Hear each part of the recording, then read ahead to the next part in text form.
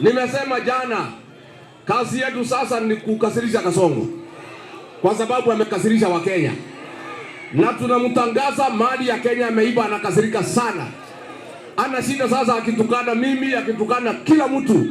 Kazi yetu Kasongo ni kukasirisha wewe, na hata tukubali ututoe kwa agenda ya mali ya Kenya, utupeleke kwa mambo ya fitina ya social media.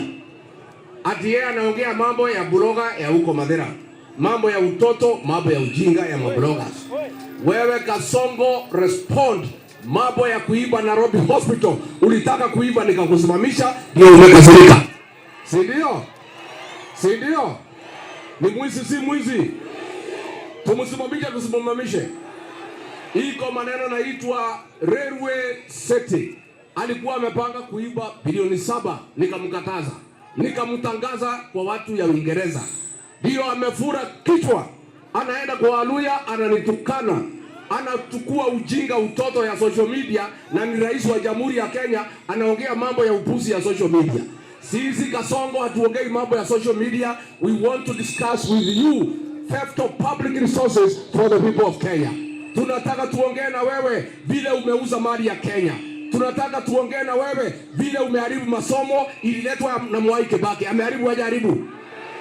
Tunataka tuongee na wewe vile umeharibu matibabu, vile umeharibu Linda Mama, vile uliua watoto ya Gen Z, vile ulisema watoto wapigwe risasi kwa mguu. That is the conversation Kasongo tunataka tukue na wewe. Hiyo ya social media na mabloggers, hiyo uendelee naye. Sisi tunakaa na wewe kwa laini. Ukiiba kitu tunakutangaza, ukipanga kuiba tunakutangaza. Atangazwe asitangazwe?